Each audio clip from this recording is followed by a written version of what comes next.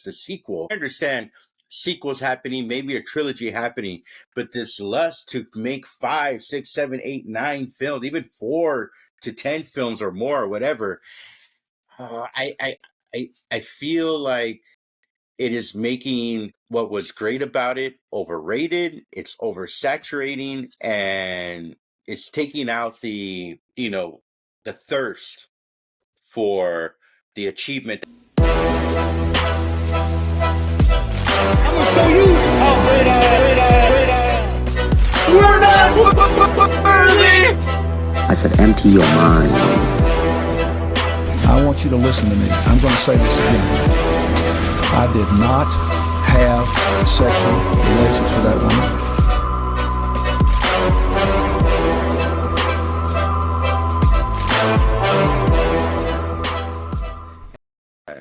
All right. You just blew my mind. I completely forgot everything I wanted to say because of that stupid thing. We are back. Facts are facts, brother. We're back with another great episode of Canceled Teachers Talk. Is this going to be a versus episode? Is it going to be a good old symposium style episode? We will just have to wait and see. I did 6, that. 7? It's 6-7. 6-7. 6, 7, yeah. But today. By the way, I found out last week I do it naturally because I caught one of my students like mocking me. He was like doing this while I was like, oh shit.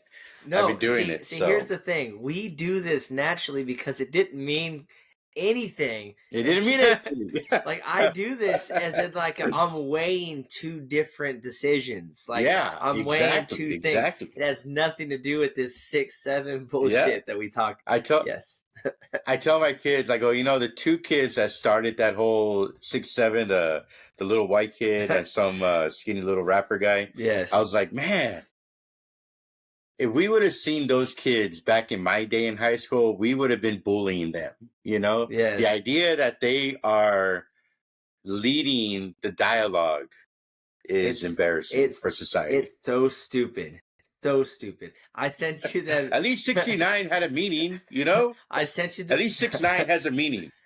I sent you that Whataburger video where they sat there waiting. Some college town where they're waiting and order 67. They all go crazy. Stupidest thing nuts. I have ever heard. 100%. Anyways. This week we're going to talk about something kind of a spinoff of I think of an earlier episode because I do think I brought this up, but it wasn't necessarily supposed to be the conversation of that episode. So we always talk about things that we'll talk about at a later date, and this just happens to be one of them. But most overrated films of all time. I got a couple of really big questions that I want to start off with. Yeah, me too. So I don't think we're going to get right into what we think is our most overrated films of all time. I just want to have a conversation because we're both film guys. You worked in film for a while when you were younger. I tried to do the critic thing. I had my own website where I used to review movies. I had like 2,000 people from Russia read it. I don't even think they're real. But... So yeah, you had bots before bots was a real thing. Had bots. I thought it was cool. The numbers were cool. That was the only thing. But anyways, it didn't work out. Do it. I also did the IGN review for Man of Steel back in the day. So there's that. What was the last movie you reviewed on that website? That was it. Man of Steel. And then Man of Steel was the last one? And yeah. Dude, you got your biggest hit and then you stopped? I tried to get hired on to that website and I didn't get the gig. And then I applied to a couple other ones, Collider, Screen Rant, and obviously didn't get any headway. But I thought that would be a cool thing.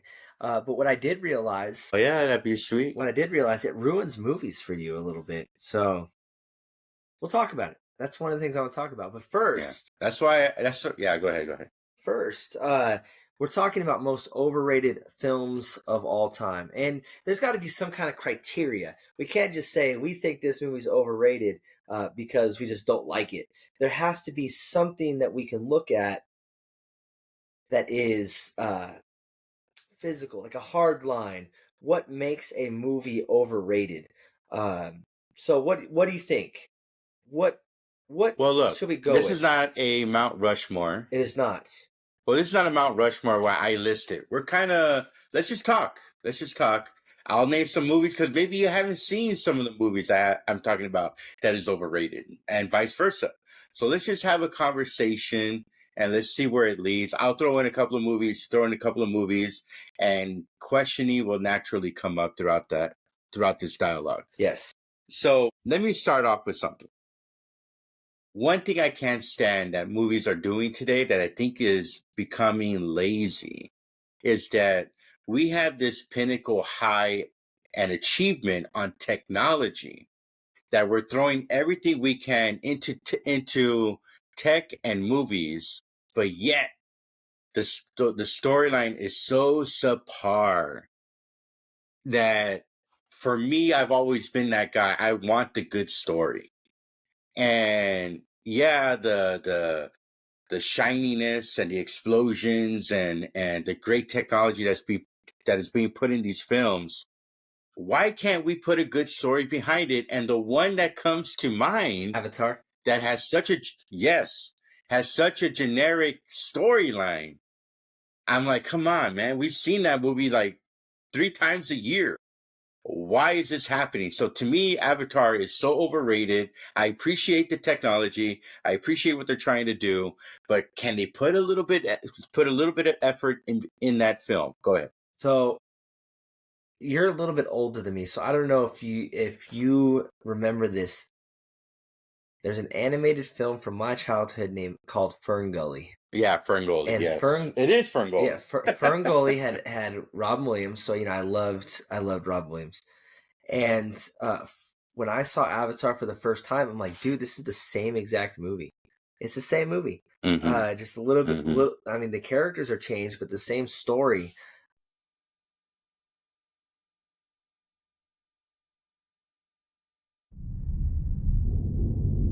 You Jake Sully? I'd like to talk to you about a fresh start on a new world. You'd be making a difference.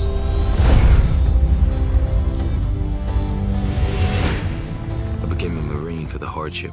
I told myself I can pass any test a man can pass. All I ever wanted was a single thing worth fighting for. Ladies and gentlemen, you are not in Kansas anymore. You are on Pandora. You should see your faces. We have an indigenous population called the Na'vi. They are very hard to kill. This is why we're here. Because this little gray rock sells for 20 million a kilo. Their village happens to be resting on the richest deposit, and they need to relocate. Those savages are threatening our whole operation. We're on the brink of war, and you're supposed to be finding a diplomatic solution. The concept is to drive these remotely controlled bodies, called avatars. They're grown from human DNA, mixed with DNA of the natives. Marine in an avatar body. That's a potent mix. You get me what I need, I'll see to it you get your legs back. Your real legs. Hell yeah, sir. Looks like you. This is your avatar. Just relax and let your mind go blank. It shouldn't be hard for you.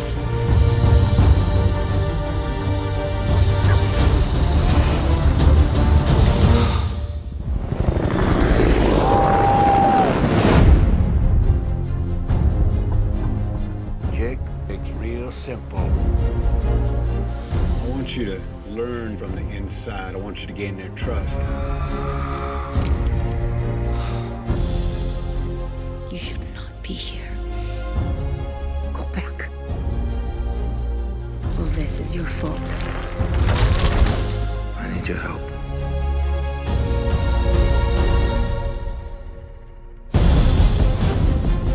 Outstanding.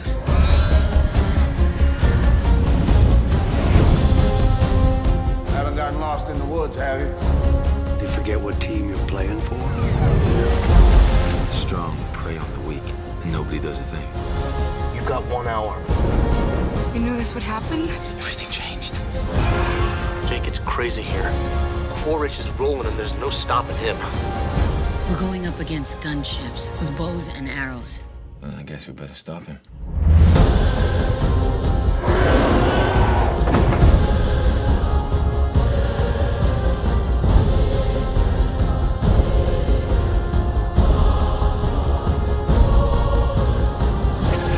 They've sent us a message that they can take whatever they want.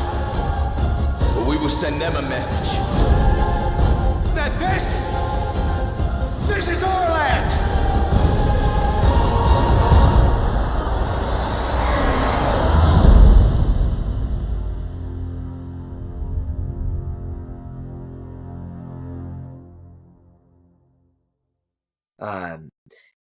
I like Avatar. I do. I like Avatar as an experience, but not in the way that everybody raves about it. I mean, the technology, you could take or leave it. I mean, when you go to see this movie, you're not spending $15 necessarily because you know that they are doing something special behind the scenes. I mean, you go back and look at Lord of the Rings, they did something special. You go back and look at what's another good, The Matrix, they did something special.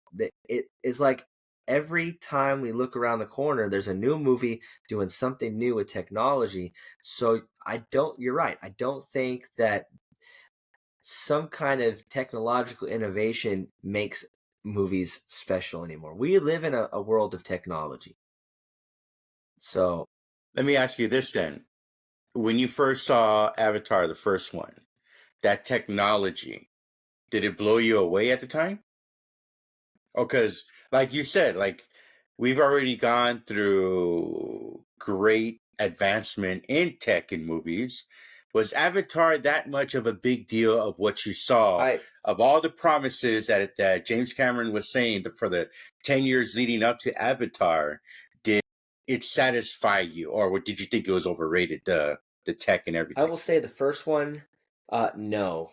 I sat there with the motion capture and watching the film thinking, this is just a more extravagant version of other things we've seen. Like I said, Lord of the Rings with Gollum, they put what's his name in the motion capture suit, and this is before Avatar. So basically they did that to a greater scale, and they used technology that was a little bit better. Does the movie look great? It looks fantastic, but I don't think that it's necessarily that much more special. Now the second Avatar, I think with all the water and all the underwater scenes, I saw it in 3D, and I sat there thinking, this is way better than the first one.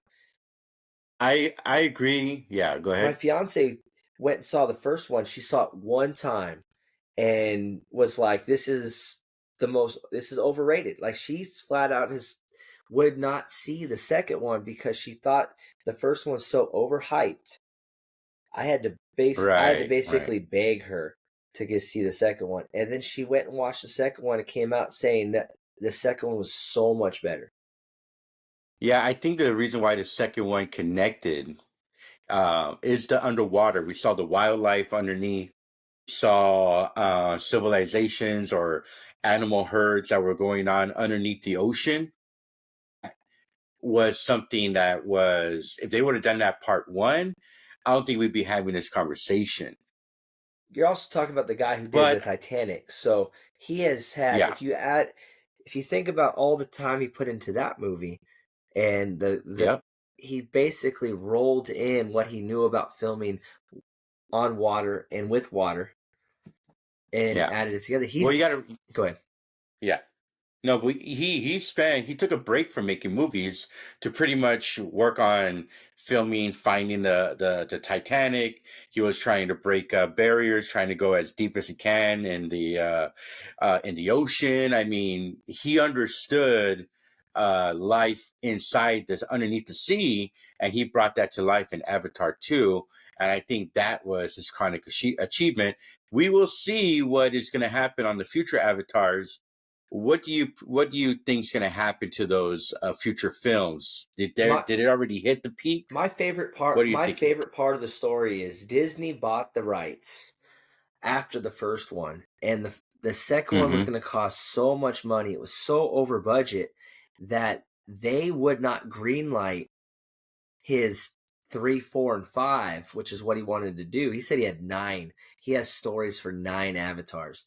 They wouldn't even greenlight 3, 4, and 5. They put in like it was over $1 billion, something stupid, and it needed to make $2 billion. That was that level that they said that the media was saying it needed to hit to break even, and they're like, there's no way, and then it did. It hit 2 billion. Disney instantly greenlights 3, 4, and 5, and now they're filming them back to back. So we're gonna get Avatar after Avatar after Avatar, and now I'm excited for the story. Like I love sci-fi. I love fantasy. It's a little bit of both. So now I want to see where he wants to take this. No technology. Throw the technology out. Throw the innovation out. Now I've dedicated myself to 7 hours of blue people running around half naked. I want to see how the story ends. I'm a completist, and I think that's where I'm going with it. That's the other thing that's making movies overrated for me. Is this idea of making as many films as possible. Why can't it just be maybe one and a sequel, maybe a third? They're taking this Fast and Furious idea or template and applying it to so many films now that it's taking away the aesthetic of the first one that was a major success, or maybe that's the sequel that was also a success. I understand sequels happening, maybe a trilogy happening, but this lust to make 5, 6, 7, 8, 9 films, even 4 to 10 films or more, or whatever, I feel like it is making what was great about it overrated. It's oversaturating, and it's taking out the thirst for the achievement that the Avatar was, or any of those kind of movies that are expanding to 5+ movies of one series. What do you think? I think it goes back to our earlier conversation about the Marvel effect, and it goes back a lot further than this.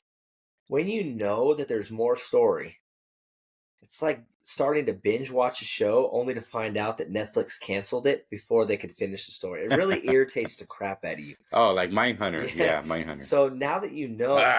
come back, please! There's a rumor they're going to bring that one back. But I heard they're going to do a movie, not the show. So anyways, go ahead. When you know that there's more story, that's what creates that thirst that you're talking about. It just depends on whether you like the story or not. I mean...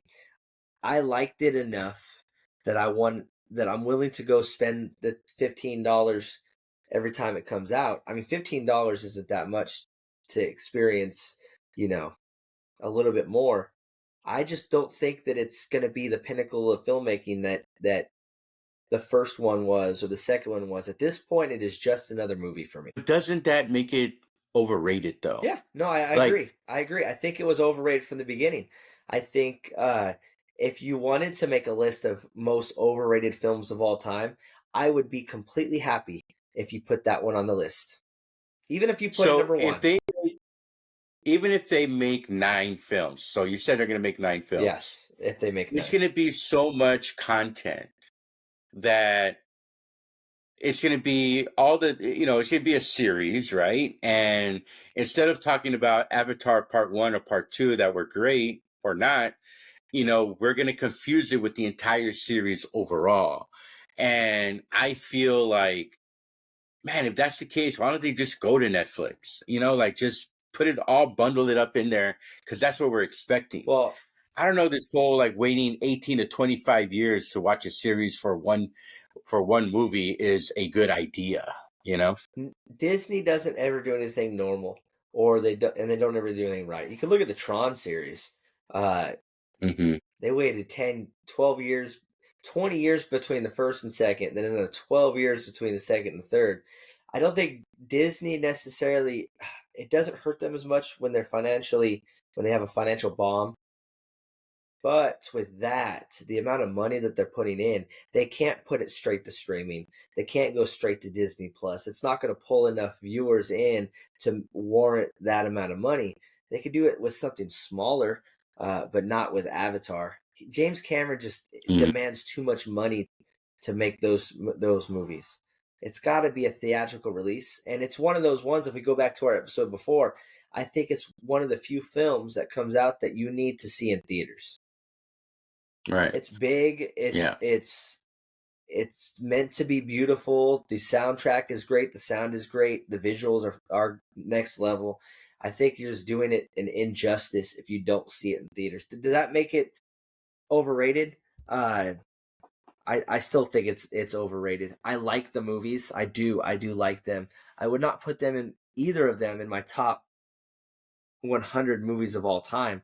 And that's saying something since in terms of box office, they're bar none. Yeah. They make a crap ton of money. Yeah, I agree. All right. So what is a movie that you find overrated or besides The Godfather? I think, but which we could talk about, by the way. I could go all day on that. I think The Godfather is overrated only not for the same reasons that we talk about for Avatar.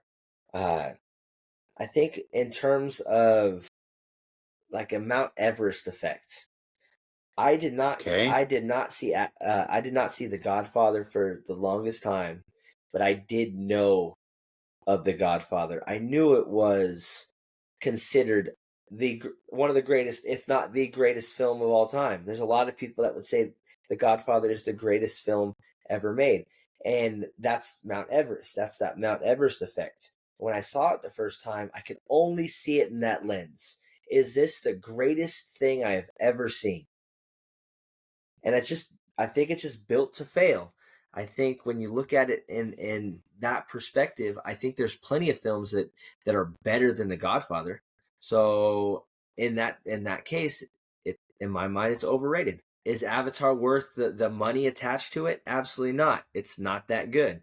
Is Avatar worth is The Godfather worth the praise that is sung? In my mind, no. So to me, it is overrated. The hype it created such unrealistic expectations. I think that's what it was. The greater the hype, the more it better deliver.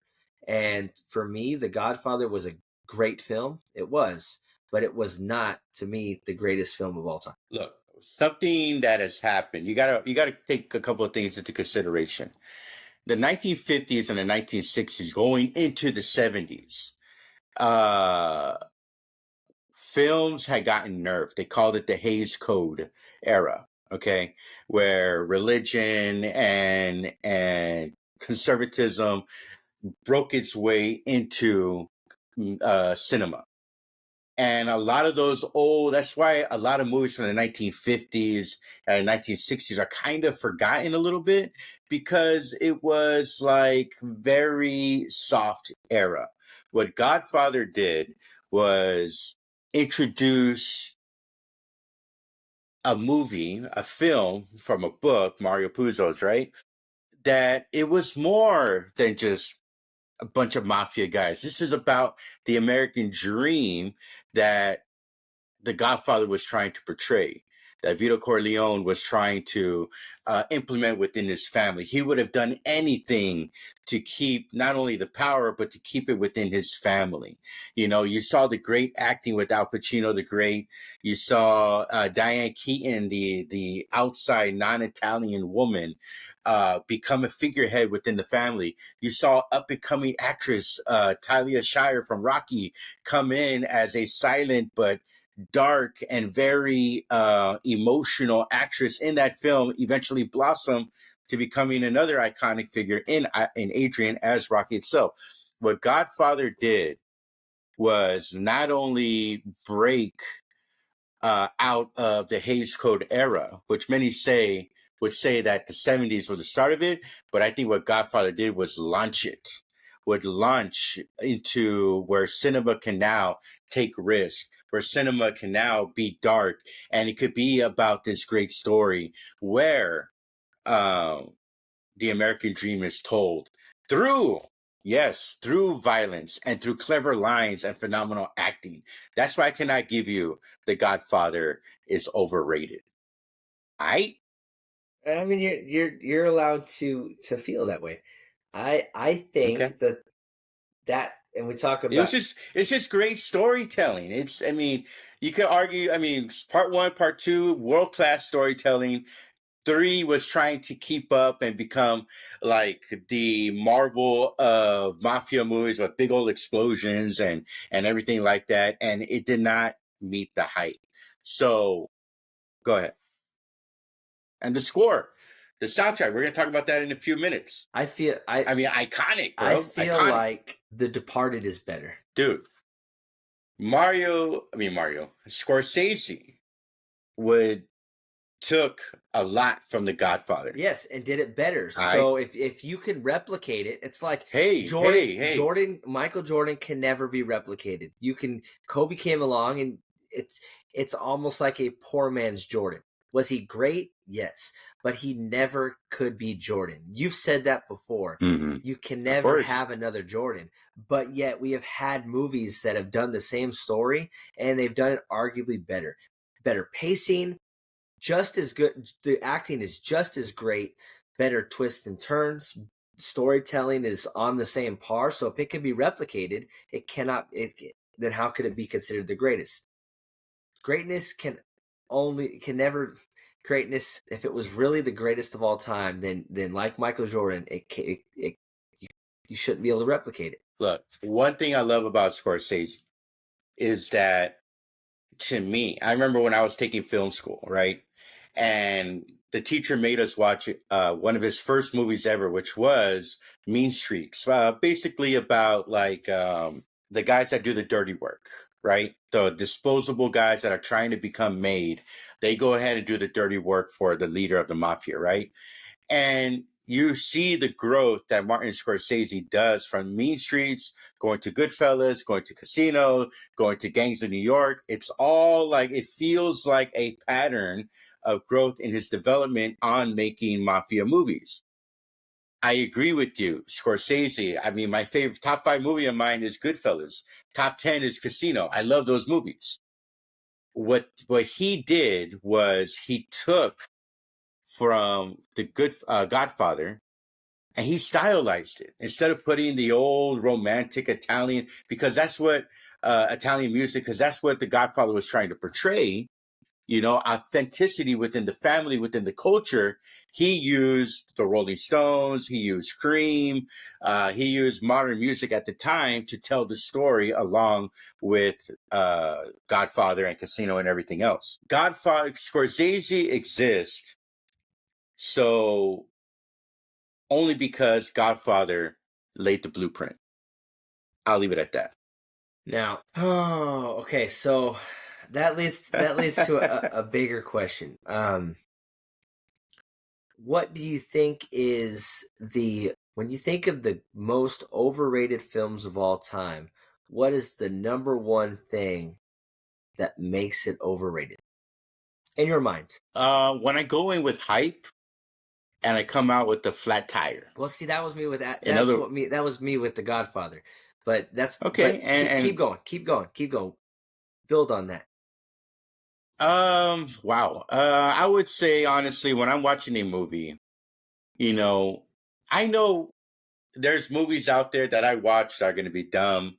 They're going to be silly. And I don't mind wasting my time on movies where there's no style or even substance or even both. But if I'm going there with high expectations and I go to watch the movie and it's a complete dud, the pace is slow, the storytelling is bad, the cinematography, there is none. It just feels like they're just there to collect a paycheck.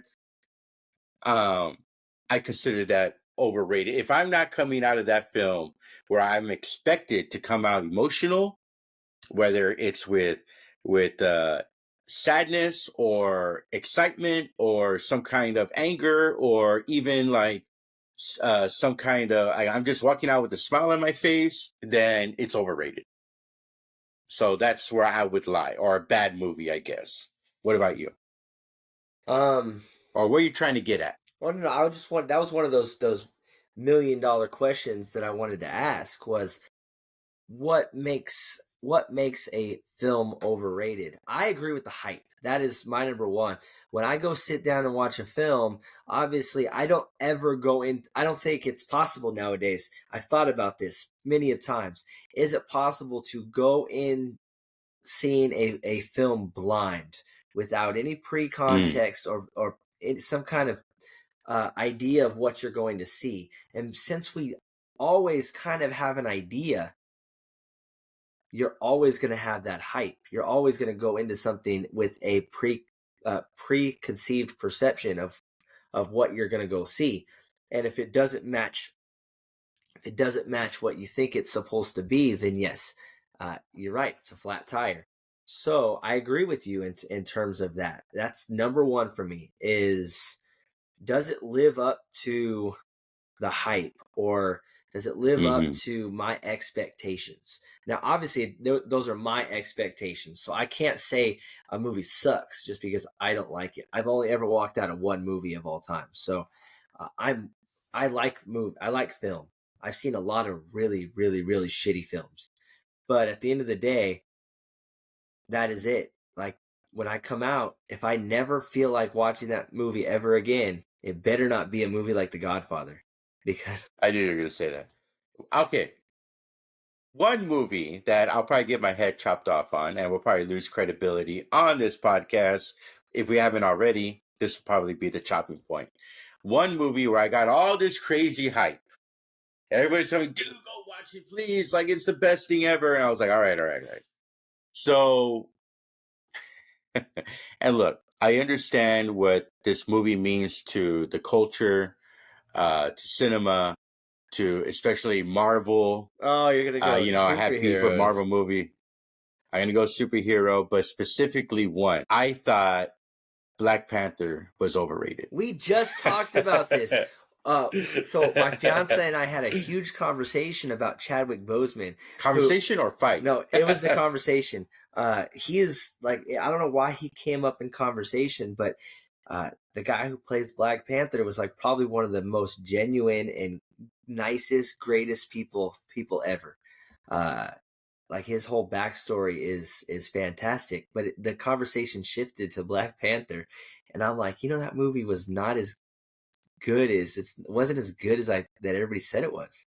Like, it's the first superhero movie to be nominated for Best Picture, and in reality, I didn't think. Shouldn't have. Was it good? Yes, but was it that good? That's where I'm trying to get at. It's like, if it did not get nominated, we wouldn't be having this conversation. There was nothing unique about the story. It was the same generic good guy versus bad guy, and then the big old clash at the end. There was nothing unique about it. Was it beautifully made? I guess I've seen that in other Marvel movies. I mean, when Thanos goes to rest in the rice fields, right?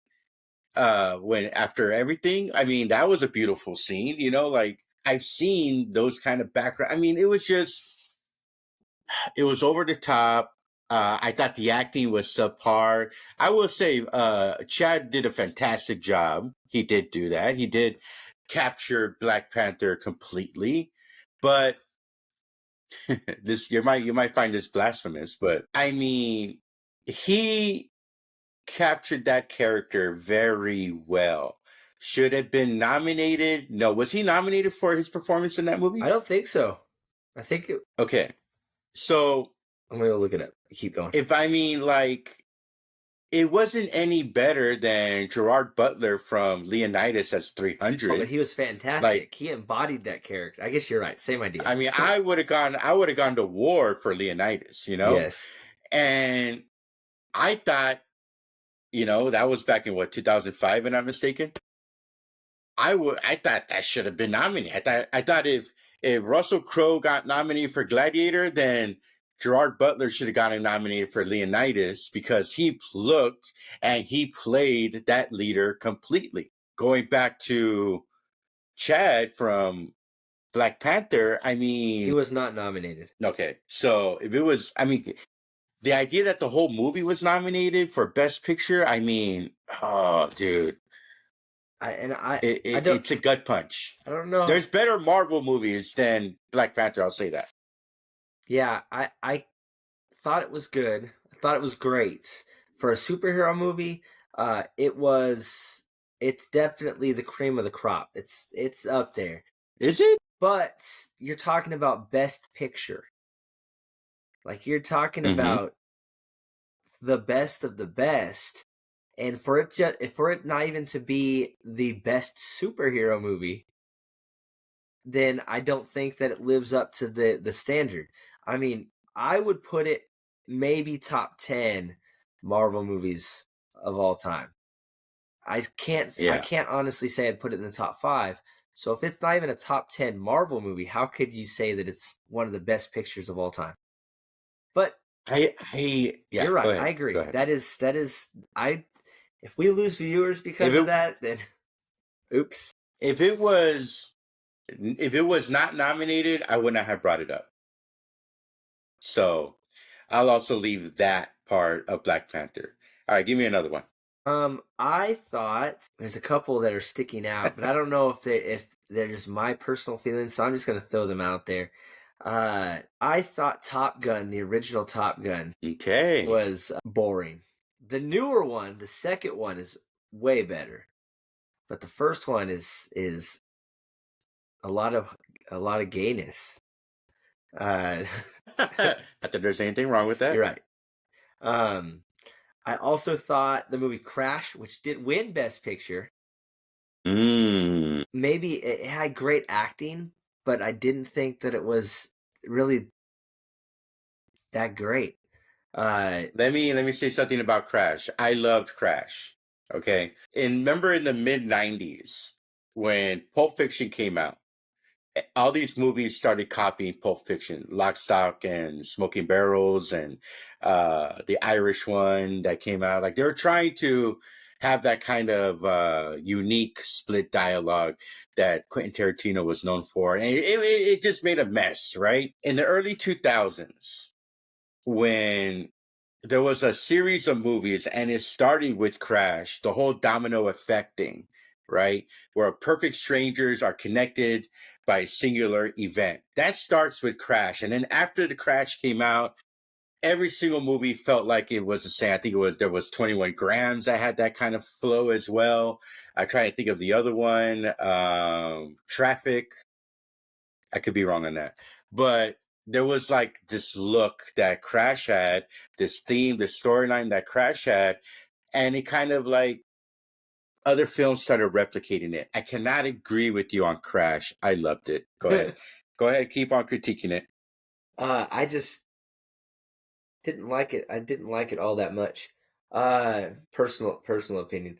For the longest time, I didn't really like Quentin Tarantino movies. They really grew on me, and now they're some of my favorites. So I feel like your personal ideologies and beliefs do change because as I got older, Tarantino-esque did grow on me. Now, like I said, I would put 3 or 4 of the Tarantino films in my top 25.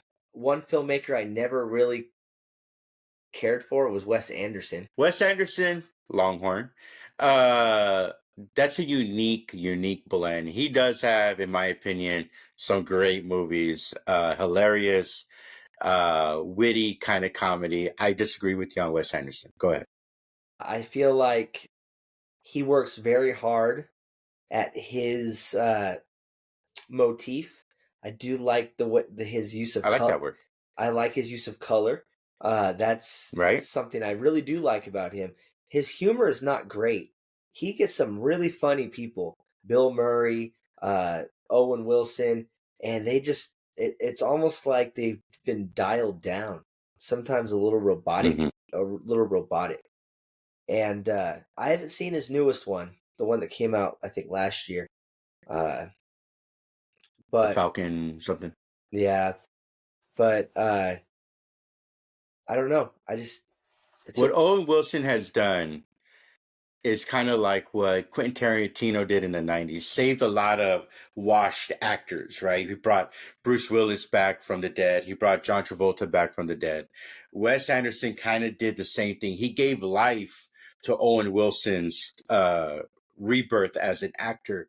I remember when Owen Wilson was always the first guy getting killed in movies when he first started acting out. Yes. And then Wes Anderson put him in, and now he's a top tier actor. You're wrong. You're wrong. No way, because dude. Owen Wilson wrote Wes Anderson's first film. They're like best friends. The Slacker, yeah. So they've been linked. No, but that's not what I'm trying to say. Like, Owen Wilson was a struggling actor in the late 90s. He was always coming. I remember that Catherine Zeta-Jones movie. It was like a horror movie. He was the first one to die, and then like 2 other movies. The Haunting. He had these comical deaths. The Haunting. I did like that. Was that one? Yeah, I liked that one. But he was the first one to die, and he was always that character with his broken nose, and he would always get beaten up. Like he had like 5 lines, and then Wes Anderson gave him leads where he showed his potential, and now he's like I said, a top tier actor. Yeah, I cannot take either of the Wilson brothers seriously. So in terms of acting abilities, it's one of those double-edged swords. It's like Jim Carrey. I love The Truman Show. I'd put The Truman Show as one of the most underrated films of all time, but it's still Jim Carrey, and you can't take him serious. It's like Adam Sandler in Uncut Gems. Great movie, great acting, but it's still phenomenal. It's still Adam Sandler, so like they're never going to get credit, even though they deserve it. Those are some underrated ones. I took a film class last summer to help somebody out, and they made me watch all these old films and critique them, and I got to see Citizen Kane for the first time in a long time. I got to see Casablanca for the first time in a long time. Gone with the Wind, The Sound of Music, all the best of the best from the old days. And I got to see Metropolis, and I'm not gonna lie, it is hard to get into some of those. Some of them were a lot better than I remember. I thought Citizen Kane was Casablanca was great. I do appreciate Casablanca a lot more than I did when I was younger. Gone with the Wind, it's all right. It's all right. Very racist, but yeah. Dude, Citizen Kane was ahead of his time. You got to realize something. The sound, the era of sound just started when it came to movies. And what Citizen Kane did, not to mention the cinematography is the best part of that movie. The whole when it's all the guys in the basement and they're like, I forgot the context of the scene, but it's like a lower level camera and the guy is marching on top of a stage. I mean, it was great cinematography. It goes to show you the relevance of how nothingness can be something extravagant. Yes. Yeah, and at the cost of people. Go ahead. I had to write an actual article about the lighting and the cinematography, which is what I choose to write on, because of all the things that stood out to me in that film. It was those. The acting was okay. Seemed a little over the top. Seemed like it was a little wooden. But the like you said, the cinematography, camera angles, the use of space, the use of lighting was what separates that for me. So in that context, definitely would put it up there as one of the greats. But there's all kinds of things that I didn't like in that film. And when you talk about the greatest, the GOAT, Michael Jordan, the great work together, I would say that one doesn't quite fit all the criteria. Casablanca, I feel like the acting is great, the story is great, the pacing is great, the narrative is great. I feel like Casablanca is more complete. But then, let me ask you a question. Go ahead. No, go ahead. Finish your thought. What do you think? Not subjective. I can't ask that one. I was going to ask you, what do you think the greatest film of all time is? But like I said, subjective. You'll probably give me some stupid answer like Inglourious Bastards. No. The greatest movie, in my opinion. You're talking about my favorite, or it simply is the greatest movie? The greatest. What is the greatest movie of all time? Not your favorite, because my Mm. favorite is Raiders of the Lost Ark, and I will never ever argue that is filmmaking excellence. Is it a good movie? Is it great? Is it one of the greats? Yes, but is it the greatest? No. The greatest movie of all time, in my opinion. And I'm going to go old school. And you'll probably laugh at me. Our viewers will probably laugh at me. And it's actually had a little bit of a comeback because it was part of a series that became really popular a couple of weeks ago. It was a side character in a TV show, and that is Psycho. I think Psycho, when I watched that movie for the first time when I was a kid, and then later on when I was doing college film study, and then a few years ago, Psycho, to me, the cinematography, the storytelling, the jump scares that were very unique at the time, it to me is the greatest movie of all time. It's probably nobody else's favorite movie, but to me, it's my favorite movie of all time. Go ahead. Well, not my favorite movie, but the greatest movie of all time. Go ahead. I will say it depends on how much I'm willing to argue, because what I would like to say is the greatest movie of all time would be a stretch. If I were going to go with the easy Shawshank. I would say Shawshank. Yes. That was a good guess. Is Shawshank? I say that because is it becoming a cliche? No, Like, because we remember we did our stupid little sticky note list, and even at that point I had it in my 5 years ago. my top 3 movies of all time. It's always been up there, and that's favorites, personal favorites. That's the same list I put Raiders of the Lost Ark number 1. I had Shawshank, I think, number 3. So I've always loved the movie, so it's hard for me to say that. Is it my love for the movie, or is it truly it's a great movie? And it's one of those because it kind of flew under the radar at the time when it first came out, and it's only grown. Yeah, the Stephen King book, yeah.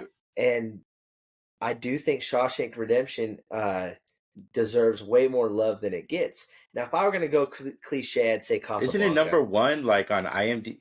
Isn't it number 1 like on IMDb? It's one and of it's been number 1 since day one. Yeah, it's one. I've seen that. It's one of the highest. So here's what I'll say about Shawshank Redemption. I've seen it numerous times. You got to remember, man, in the late 80s, early 90s, Stephen King books were on fire. And the movies were doing it justice, going all the way to early 80s with Carrie and I can't what is see it. Can't see it. Failure. It says IMDb's top 250 movies as rated by IMDb voters, and number 1 of all time, Shawshank Redemption. Yeah, and I'm not mad at that, but Stephen King movies were also on fire. You're talking about, or very memorable, right? You're talking about Cujo, you're talking about Carrie, you're talking about Pet Sematary, you're talking about Misery. I mean, what he was putting together, his books in cinema, I mean, for the first time, people were not only looking forward to the book, but also looking forward to the movie as well. And Shawshank Redemption, I feel, is the last of that era of Stephen King books being translated into movies and being outstanding, or being memorable. It had a good pace, had a good soundtrack, very underrated. Nobody really talks about that. And it was just a great movie overall. I don't mind that one being your number 1 great movie, even though this is an episode about overratedness. Yes. So let's end on this right here. Another James Cameron movie, Titanic. Talk to me. Okay, so I will say, and I actually saw this when I was doing my research, and I cannot in good conscience say Titanic is overrated. As a history teacher, the fact that they've recreated the Titanic and you actually feel like you could feel the love that James Cameron put into the perfection of recreating the Titanic. Just with that itself, I would say is worth its greatness. Like, you truly feel like he rebuilt the Titanic just to film the Titanic, and it is damn near perfect. Like, you feel these characters as they set foot on the ship for the first time. Nothing seems out of place. The sounds are the sound is perfect. The tension is great. Even when the ship starts to go down, you could feel the panic and the drama, and it's just everything about it is great. Now, he frames it in a love story, which you could take or leave. That might be the weakest part of the movie. I just love it because of the recreation of the sinking of the Titanic. Take the Jack and Rose story out of it, and I would go watch it again. I am literally at 50-50 on that movie. I don't know if it's overrated or just perfectly rated. I won't say underrated. Perfectly rated. The technological achievement, to me, is more outstanding than Avatar. Okay? Because he did recreate. He had like a... He built was it a huge aquarium, you know what I mean? And he had... So I think that is more impressive. The storyline kills me because it was generic as well. But the iconic scene that is going to be debated from here to eternity, where Rose leaves him hanging off the door. Could he have been on top of the door? Of course, right? That to me is what saves the story, even though it's made fun of, because it brought a new dialogue. Like, did it have to get to that point? Was Jack just trying to be the hero in life and death? Jack knows he could have been on that boat. I wonder. I mean, on the door panel. Go ahead. I wonder if he had the opportunity to go back, if he would make that piece of wood a little bit smaller, so that we just would. I feel like Jack knew that if he saved himself on that boat, that their love story, she was going to go back. Yeah, she was going to go back to the rich guy anyways. So he's like, I don't care, I die. It's like, I might as well end on top. That's right. Or on bottom, because, that's where he... Yeah. Now he's an iceberg somewhere. I did see the Titanic on the list. If you want to take into account money and box office, it was the greatest box office draw of all time until, recently. So in that case, I probably would say, you're right, about 50-50. I think it's worth the money. I think it's worth I would rather pay money to go see Titanic than go see Avatar. Wow. I agree. I'm a little bit bitter. I know my girlfriend. I might even rather go. I'd rather go pay to see Titanic than maybe Avengers. Endgame was pretty good. Yeah. If I have a bad taste with Titanic. I was a sophomore, I think, in high school when it came out, and we went on a double date. My girlfriend won't like the story, but we went on a double date, and my girlfriend was cheating on me with the guy I went on a double date with, and we almost got into a fight. It became a big old thing. So that is my disdain for Titanic. See? You know what? Make it 51% overrated. Hate it. To 49. Loved it. Yes. All right. So we will leave it at that, guys. Go ahead, like and subscribe, all that good stuff. Every new episode coming out Monday and Thursday. You have any final words, my man? There's just too much to talk about in terms of overrated. I'd love to do an episode about underrated movies. Oh, okay. Coming to an episode near you very soon. Thank you guys for watching. All right. I'm gonna show you how great We're not worthy! I said, empty your mind. I want you to listen to me. I'm going to say this again.